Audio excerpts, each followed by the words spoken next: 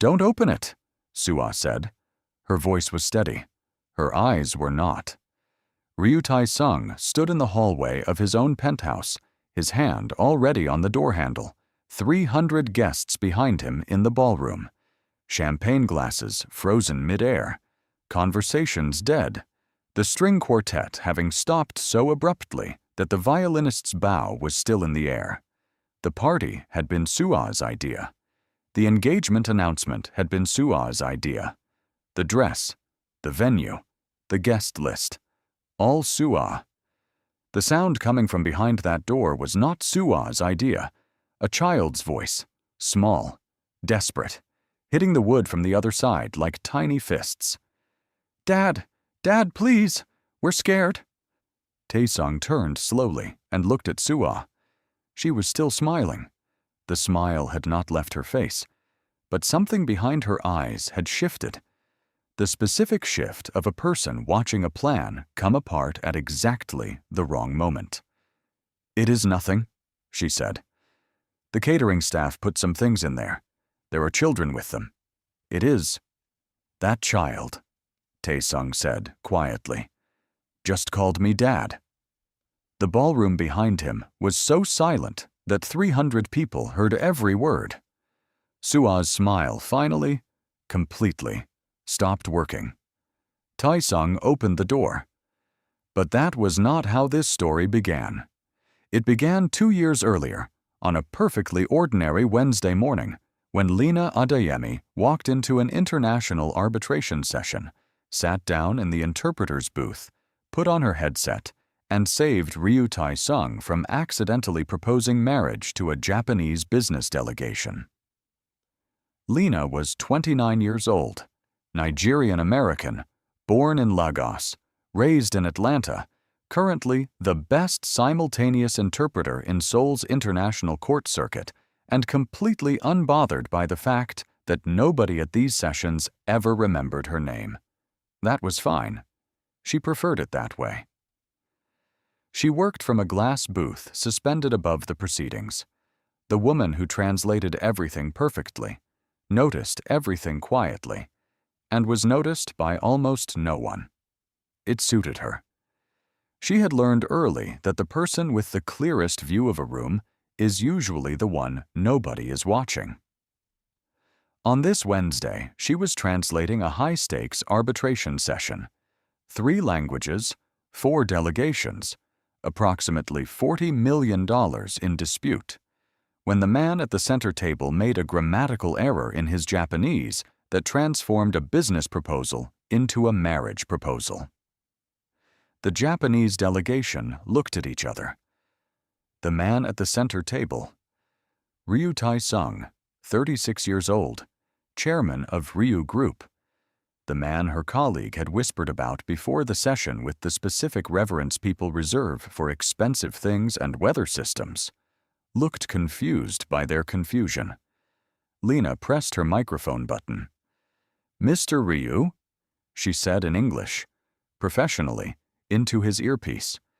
"Your Japanese just proposed marriage to the Yamamoto delegation. I have corrected it to a strategic partnership in my translation. You are welcome." Tae-sung looked up at the glass booth. He could not see her clearly through the reflection. He could hear, very faintly, that she was exercising considerable restraint. He cleared his throat, continued. The session ended successfully. $40 million resolved. 0 marriages proposed. Afterward, he went to the booth and knocked. She opened the door. She had court documents under one arm and the expression of a professional maintaining composure through personal effort. "You saved me," he said. "I saved the negotiation," she said. "You were simply inside it." "Ryu Tae-sung." "I know who you are," she said. "Lena Adeyemi. And before you ask, I speak 5 languages. I will not be impressed by yours until you stop accidentally proposing to international delegations." His assistant, standing 4 feet away, heard Tae-sung laugh for the first time in professional memory and looked genuinely concerned about it. "Can I buy you coffee?" Tae-sung said. You can, Lena said, but I should warn you. I will correct your grammar the entire time. I am willing to accept that risk, he said. She considered him for a moment. This man who ran rooms with silence and apparently could not conjugate Japanese verbs under pressure. One coffee, she said, and only because you handled the correction gracefully. Most men would have been difficult about it. I am occasionally reasonable, he said. Occasionally, she agreed. They had coffee, then dinner 3 days later. Then Lena told her best friend Adeyemi, a nurse, a person of strong opinions, about him. The Ryu Tae-sung? Adeyemi said. He proposed marriage to a business delegation, Lena said. By accident, in Japanese. Adeyemi stared at her. And you find this attractive? I find the fact that he laughed about it attractive, Lena said. Men who can laugh at themselves are rare. Lena. I know. He is dangerous. Most interesting people are, Lena said. You included. Adeyemi pointed at her. If this goes wrong, I am going to say I told you so. If this goes wrong, Lena said, you are welcome to. It went right. For a long time, it went very right. This is KR Mafia Saga. And if this story already has you, you know what to do. Subscribe right now. Ring that bell. New stories every single week. Stay with us. She found out who he really was gradually, the way you find out most true things, not in one dramatic moment, but in the accumulation of small ones. The way certain phone calls made the air in a room change temperature. The way his Lieutenant Park, a large, gentle man who had an inexplicable allergy that activated exclusively at emotional moments, addressed him with the specific deference reserved for people whose decisions had weight beyond the boardroom. The way men she did not recognize sometimes looked at her when she was with Tae-sung, then looked away very quickly. The way people look away from things that are none of their business. She asked him directly one evening. She was making tea. She made tea the way she did everything, with complete attention. And she said without turning around, "Tell me what you actually do." He told her. Not everything at once. She understood there were layers that came with time and trust. But the shape of it. Ryu Group was real. The other business was also real. He controlled financial networks that operated below Seoul's official surface, and the reason 3 government officials had his private number was not because of the legitimate company. She finished making the tea. She brought both cups to the table. She sat down. "Okay," she said. He looked at her. "That is all?" "I have questions," she said, "but I wanted to sit down first." She wrapped her hands around the cup. "Do you hurt people?" "I have," he said, "when necessary. Less than people assume." "Is it still necessary?" "Less and less," he said. "I am trying to make it unnecessary." She looked at him steadily. "Why are you telling me the truth?" "Because you will find it out anyway," he said. "You translate everything. You notice everything. Lying to you seems like an inefficient use of both our time." She almost smiled. "That is the least romantic, honest answer I have ever received." "I am not romantic," he said. "I am accurate." "I know," she said. "I find it refreshing. Most men are romantic precisely when they should be accurate." He looked at her with the expression she was beginning to collect. The one where something in him that was usually closed had opened slightly. Not enough to be obvious, just enough to matter. "More tea?" she said. "It is good," he said. "I know," she said. Choi Soo-ah appeared that same week. Not dramatically. Soo-ah never did anything dramatically. She was too intelligent for drama. She appeared at the coffee shop near Lena's building on a Tuesday morning, already seated, already composed, with the warm and focused energy of a woman who had researched her audience. She introduced herself. She spoke about Tae-sung for 20 minutes. His world, his habits, his past, the particular requirements of a life like his. She framed everything as honest concern. She was gracious throughout. She was also, Lena understood, delivering a message with the precision of someone who had practiced it. When Soo-ah finished, Lena looked at her pleasantly. "Thank you for being so thorough," she said. "I have one question." "Of course," Soo-ah said warmly. "How long did it take you to memorize all of that?" Soo-ah's warm smile held, but something behind it flickered. "Have a good morning," Lena said, and left. She called Tae-sung. "Your ex visited me this morning." "I will." "I handled it," she said. "I am telling you because you should know, not because I need managing." Pause. "She is very well prepared. You should probably be aware that she is not finished." "She is not a threat," he said. Lena was quiet for a moment. "Tae-sung," she said carefully. "I translate for a living. I hear what people are not saying. She is not finished." He was quiet. "I hear you," he said finally. He heard her. He did not act on it quickly enough. They married 11 months after the coffee shop. Small ceremony. Lena's grandmother's gold earrings, a cream silk dress, 4 witnesses. Park cried from the moment Lena walked in and maintained seasonal allergies as his official position for years afterward. During the vows, Tae-sung held her hands and said his words in the precise, careful way he said everything important, like each word had been selected after the others were rejected. Lena said hers clearly and directly, the way she said everything, and at the end she added, "Also, I will continue correcting your Japanese whenever necessary. This is non-negotiable." The registrar looked up from the paperwork. Park made a sound that was definitely not a sob. Tae-sung said, "I accept those terms."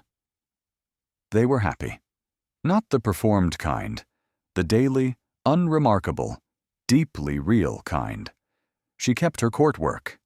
He kept his empire. They argued about his habit of reading documents at dinner.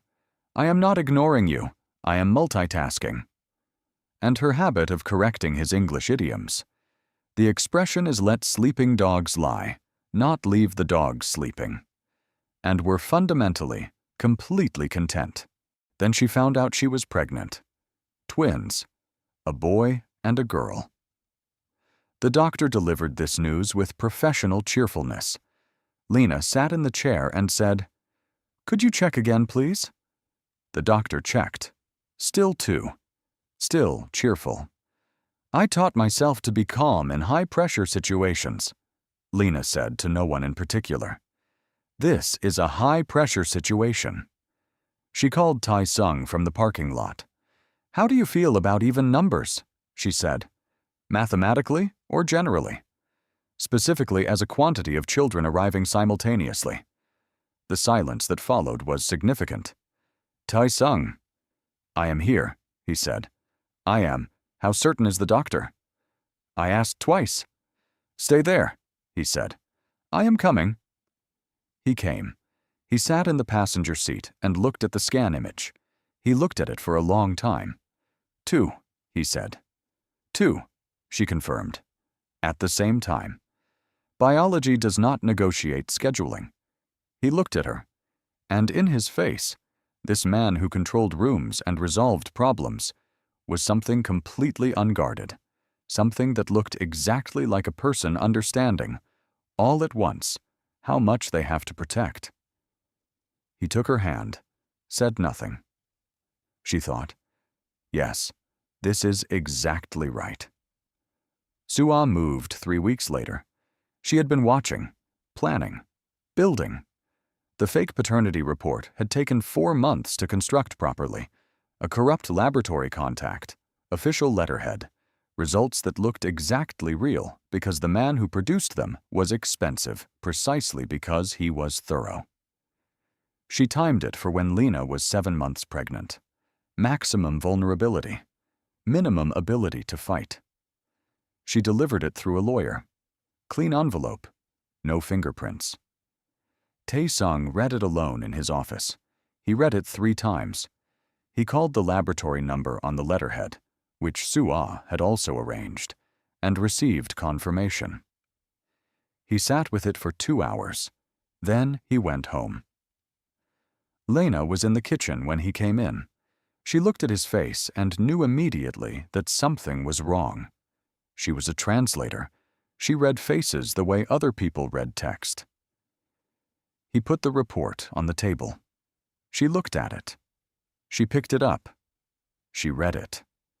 She knew it was false. She had done her own DNA test privately 8 weeks earlier. The habit of a woman who worked in international courts and understood that documentation was protection. Her real results were in her desk at work, completely clear, unambiguous. She looked at Tae-sung. He was looking at the report, not at her. "Tae-sung," she said. He looked up, and in his eyes was the thing that broke her. Not anger, not accusation, but the specific expression of a man who has already decided, who has looked at the paper and chosen it. "I need you to leave," he said. 6 words. Quiet. Final. The voice he used when decisions were already made. Lena set the report down carefully. She looked at her husband, this man who had laughed in a conference booth and brought her coffee and held her hand in a hospital parking lot and said his vows like each word had been earned. And she thought, he chose the paper. After everything, he chose the paper over me. She could show him her results. She had them. She could end this in 60 seconds. But something stopped her. The look in his eyes. The fact that he was not asking, not questioning, not saying, "Help me understand this," just decided. If he could look at her, carrying his children, and choose a document over her, then the fight she had ahead was not just about one report. It was about being a woman who would always have to prove herself to a man who trusted paper more than people. She was tired before it started. She stood up. She packed a bag. One bag, the one she kept ready because her work required travel. She put on her coat. She picked up her keys. At the door, she stopped. She looked back at him. He was still looking at the table. She left. What Tae-sung did not know was that Soo-ah had a second plan, because Soo-ah always had a second plan. She had been watching Lena for months. She knew Lena's schedule, her habits, the building she had moved to after leaving the penthouse, a quiet place in Mapo-gu that Lena had rented under her maiden name, which Soo-ah had found because she had resources and patience and a very specific motivation. She waited 4 months, long enough for Tae-sung to settle into the new arrangement, long enough for Lena to have the babies, a boy and a girl, born healthy, named by their mother alone in a hospital room that contained no one else. Then Soo-ah went to Lena. She came to the Mapo-gu apartment on a Tuesday afternoon, while Tae-sung was in a board meeting, while the babies were 3 months old, while Lena was surviving on 4 hours of sleep and the specific determination of a woman who had decided she would not break.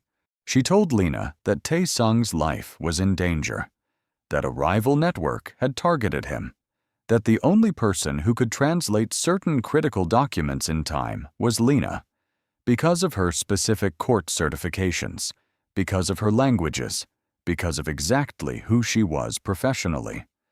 She said, "I know what happened between you, but this is his life. Will you help?" Lena looked at her. She should have said no. She said yes, because she was the kind of woman who could not leave a room without making sure everyone in it was okay. even rooms she had been asked to leave. Sua brought her to the Rice penthouse. The documents are in the study, and when Lena walked through the door with both babies in a twin carrier, Sua closed it behind her, locked it, from outside. "The party is in 6 hours," Sua said through the door. "Stay quiet, and I will let you out afterward. Make noise, and I will make sure those children never have a stable life in this city. I know people. You know I know people." Lena stood in the locked room of her former home and looked at her 3-month-old babies and thought very calmly, "She has made a mistake." "Okay," she said to Sua through the door. Then she sat down on the floor, fed both babies, and waited. She was a translator. She understood timing. She understood that the right words at the right moment were worth more than the wrong words at the wrong one. She was going to wait for exactly the right moment. The engagement party began at 7. 300 guests, chandeliers, a catering team that moved like a small professional army. Choi Sua in a red dress that had been chosen to communicate permanence. Ryu Tae-sung in a suit that had been chosen by his assistant because Tae-sung had not particularly cared what he wore, which his assistant found both convenient and slightly concerning. He stood beside Sua and received congratulations from people he had known for years and felt, with increasing clarity, the specific discomfort of a man standing in the wrong place. He had felt it for 2 years. He had not examined it because examination was uncomfortable, and discomfort, in his experience, eventually passed. It had not passed. Park appeared at his elbow at 8:15. Park had been quiet all evening, not his usual quiet, which was comfortable, but a different quiet, the kind that meant something was being held back. "You're doing the thing," Tae-sung said quietly, not looking at him. "What thing?" Park said. "The thing where you know something and you are deciding whether to say it." Park was quiet for a moment. "I have been doing that thing for 2 years," he said. "I should have said something 2 years ago. I am sorry." Tae-sung looked at him. "The report," Park said. "I never believed it. I should have told you." He paused. "I should have told you a lot of things." Tae-sung was quiet. Around them, the party continued, glasses clinking, conversation rising and falling. Sua laughing at something across the room with the practiced warmth of a woman performing a role she had rehearsed. "Where is she?" Tae-sung said. "I don't know," Park said. "I have been trying to find her for 6 months. She disappeared very completely." He paused. "Someone helped her disappear." Tae-sung looked at Sua across the room. The thought arrived fully formed and immediately certain. The way true things arrive when you have been avoiding them and finally stop. He set down his glass. He walked through his own party toward the east hallway, the private wing, the rooms that were not open for the event. He was not certain what he was looking for. He was following the specific instinct of a man who had ignored his instincts for 2 years and was done doing that. He tried the study door. Locked. From the inside, a lock could be turned. From the outside, it required a key. He did not have a key because he had never needed to lock this room. Someone else had locked it from the outside. He stood at the door, and from behind it, small, muffled, but completely clear, he heard a sound. A child's voice. "Dad. Dad, please. We're scared." The hallway went very still. Behind him, Sua had appeared. He heard her heels on the marble. He knew the sound of them. "Don't open that door," she said. "Tae-sung, it is not what you think. The catering staff." "That child," he said without turning around, "just called me Dad. Children say, 'Sua.'" His voice dropped to the register that ended conversations. "Stop talking." He tried the handle. Locked. He looked at the door frame. Solid. Expensive. The kind that did not give easily. He looked at Park, who had appeared behind Sua. Park, who had been waiting 2 years for exactly this moment, produced a master key from his jacket pocket with the calm efficiency of a man who had prepared for it. "I had a copy made 6 months ago," Park said, "when I started looking for her, just in case." Tae-sung took the key. He opened the door. The room was dim. Only the lamp in the corner was on. The study looked exactly as he remembered it, except that someone had moved the sofa away from the wall and arranged it to face the door. And on that sofa sat Lena Adeyemi in a brown silk robe, clearly dressed for an evening at home, clearly not dressed for a party, clearly not here by choice, with a baby asleep on each side of her and an expression on her face that was not surprise. She had been expecting the door to open. She had been waiting for exactly this. The boy, on her left, was awake. He was 2 years old, round-faced, with his father's eyes and his mother's complete composure. He had been the one calling. When the door opened, he looked at Tae-sung with the focused assessment of a small person who had been told about someone and was now determining whether the reality matched the description. Then he looked at his mother. She gave him a small nod. He looked back at Tae-sung. "Dad," he said. Not a question, a conclusion. Tae-sung's hand tightened on the doorframe. The girl on Lena's right stirred, opened her eyes, saw a room full of people, and made the pragmatic decision to go back to sleep. She had her mother's priorities. From the hallway behind Tae-sung, 300 guests had followed the commotion to the East Wing with the collective energy of people who have paid for an engagement party and are now getting something considerably more interesting.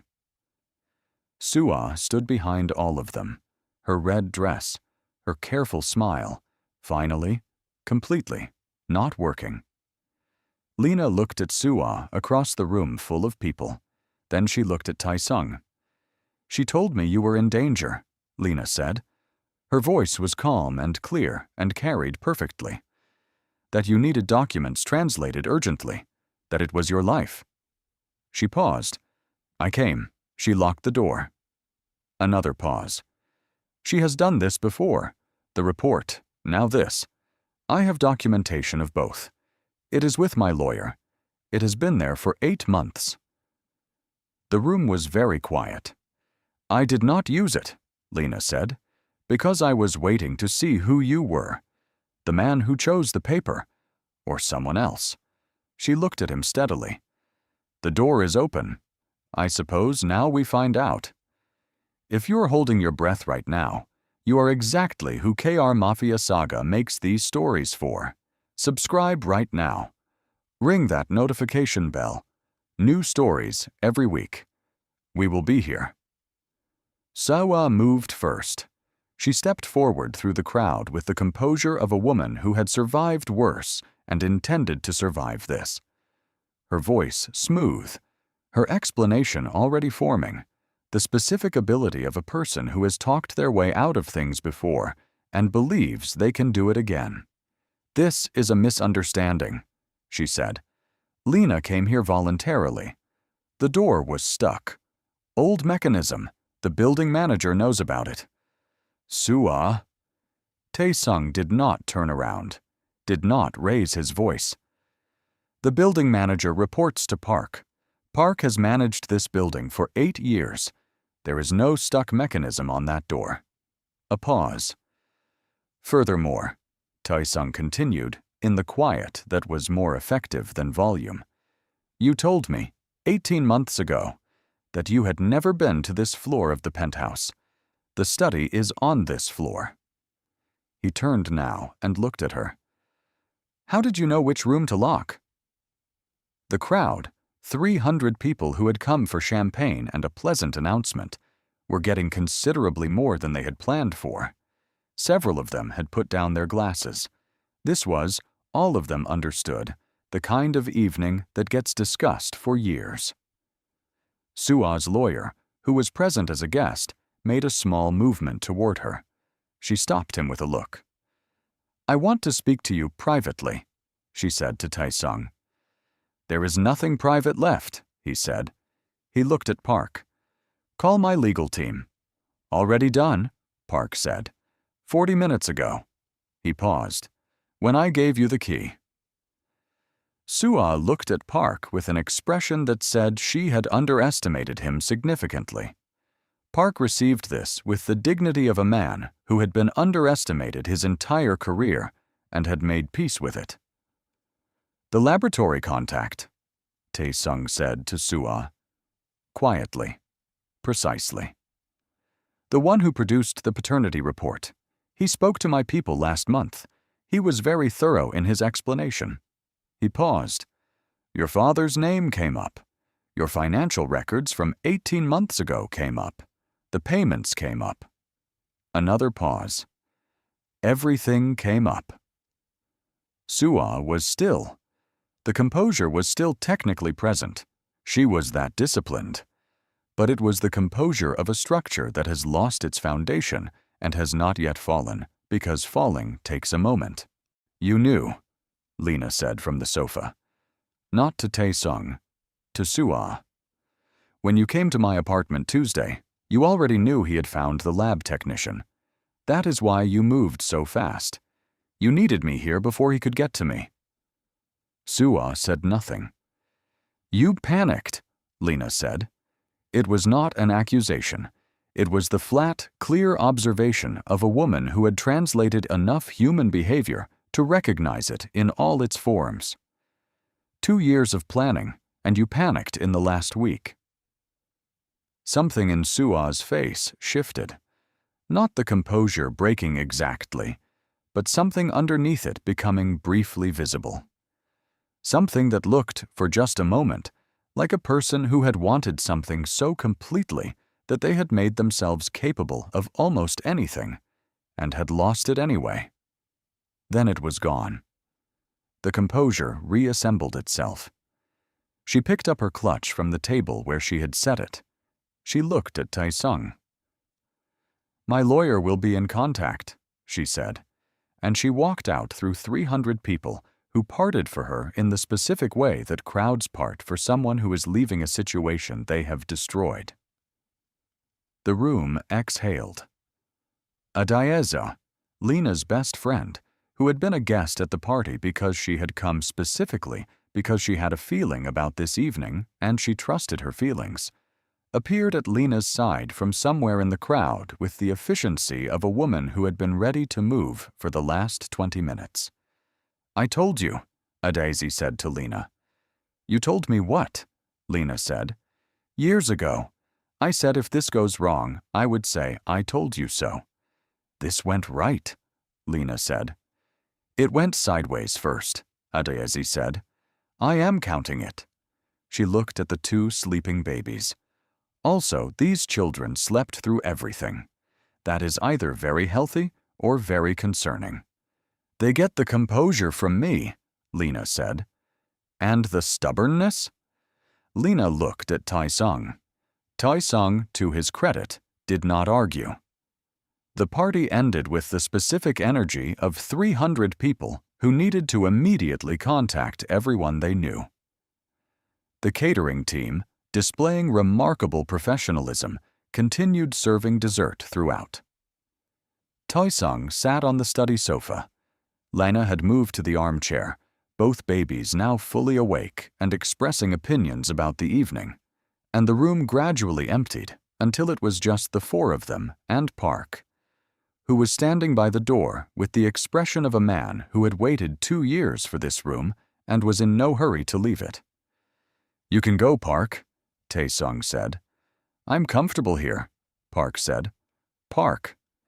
"The children might need something," Park said. "I am available." The boy, whose name was Kojo, Lena had named him for her grandfather, looked at Park with the assessment he applied to everything. Then he held out his arms. Park, a man who had survived 11 years in the Seoul underworld without once being visibly moved by anything, picked up a 2-year-old and immediately developed what appeared to be seasonal allergies. "It is dusty in here," Park said. "It is a penthouse," Tae-sung said. "It is cleaned daily." "Late season dust," Park said firmly. Lena pressed her lips together. The girl, Yemi, named for the quality of light in Lagos on winter mornings, which Lena's mother had described to her once and which she had always wanted to give to someone, looked at Park, then at her mother, then back at Park with an expression of sophisticated assessment. Then she went back to sleep. "She gets that from you," Tae-sung said to Lena. "The sleeping or the assessment?" "The assessment." "She gets the sleeping from you," Lena said. "You can sleep anywhere. I have watched you sleep in a moving car, in an airport, once briefly in a meeting. I was resting my eyes in the meeting. You snored. I do not snore. Tae-sung, I breathe heavily when I rest my eyes." Park made a sound that was not quite a laugh. Kojo, sitting in his arms, looked up at him and then laughed. A real one, the sudden complete laugh of a toddler who has decided something is funny and committed entirely. And Park's seasonal allergies became significantly worse. Tae-sung looked at his son laughing in Park's arms, at his daughter asleep in the armchair, at Lena watching him from across the room with the expression of a woman who has been waiting to see something and is now seeing it. The lightness left his face. "I believed the report," he said. "Yes," she said. "I did not ask you. I did not—" He stopped. "You were carrying our children, and I put a piece of paper on the table, and I did not ask." "No," she said. "You did not." "I have thought about that moment every day for 2 years," he said. "Not about being wrong. I understood eventually that I was wrong. About the specific moment. You looked at me, and I was looking at the table." He paused. "I was looking at the table, Lena." She was quiet. "You needed me to look at you," he said, "and I looked at the table." "Yes," she said softly. "That is exactly it." The room held that for a moment, the specific weight of a true thing that has finally been named. "I cannot undo it," he said. "No," she agreed. "I can look at you now," he said, "if you will let me. From now on, you. Not the paper, not the report, not anything someone hands me. You." Lena looked at him across the room.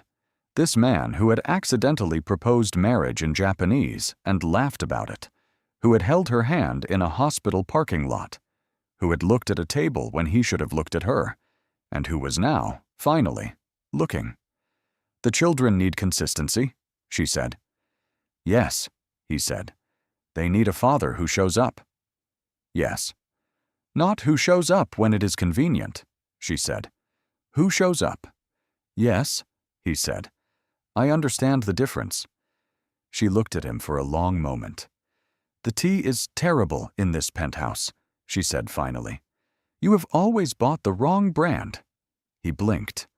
"I will send you the right one," she said. "Tomorrow. You can practice before." She paused, the briefest pause. "Before we discuss the rest." Something in his face that had been very tight for 2 years became, by a small but visible amount, less tight. "Okay," he said. "Okay," she said. Kojo, who had been listening to all of this with the focused attention of a 2-year-old who understands more than adults expect, looked at Tae-sung and said, with complete conviction, "Dad, come." Park put him down. He walked across the room, toddler walk, slightly unsteady, entirely determined, and climbed onto the sofa beside Tae-sung with the confidence of a small person who has decided something and sees no reason to ask permission. He looked up at Tae-sung. Tae-sung looked down at him. "Hi," Kojo said. Hi, Tae-sung said. Kojo nodded, satisfied, and leaned against his arm. Park's allergies became critical. He excused himself to the hallway. No one mentioned the sounds that followed. Sua's situation resolved over 6 months through legal channels that her family found both expensive and humiliating. The laboratory technician's testimony was thorough and documented. Her father's involvement created consequences that extended beyond the immediate case. She relocated, quietly, completely, the way a miscalculation eventually corrects itself when it has run out of room. Her lawyer contacted Tae-sung's lawyer. Everything was handled. The door closed on that chapter with the specific finality of things that have been properly finished. Tae-sung did not gloat. He was not built for gloating. He simply moved forward, which, for a man like him, was the more devastating response. Lena moved back to the penthouse in the spring. Her decision, her timeline, her specific list of practical requirements, which she had typed, formatted, and sent to Tae-sung's assistant with the subject line non-negotiable terms, please confirm receipt. His assistant had forwarded it to him. He had confirmed every item within the hour. His assistant had found this either very romantic or very efficient, and had decided it was both. The penthouse had been repainted, Lena's color, a warm gray that she had chosen from a sample card 8 months ago, and described to Tae-sung over the phone as the color of a reasonable morning. He had sent the card to the painters the same day. The wrong tea brand was gone. The right one was in the cabinet. 2 boxes, because Park had bought a backup just in case, which everyone understood meant he had been buying it monthly for 6 months. On the first morning back, Lena stood in the kitchen making tea while Kojo explained something about the view to Tae-sung. A lengthy explanation involving significant pointing and the word there used 14 times in various tones. Yemi sat on the kitchen counter beside Lena with the serene certainty of a child who has identified the correct location and installed herself in it. Down? Lena said. No, Yemi said pleasantly. Yemi.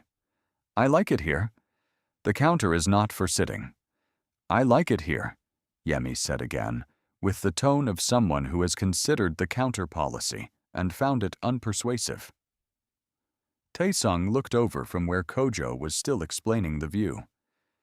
She gets that from you, he said. She gets the stubbornness from you, Lena said. I am not stubborn, Tae-sung said. I am consistent. Those are the same thing. They are related qualities with distinct... Tae-sung. Yes.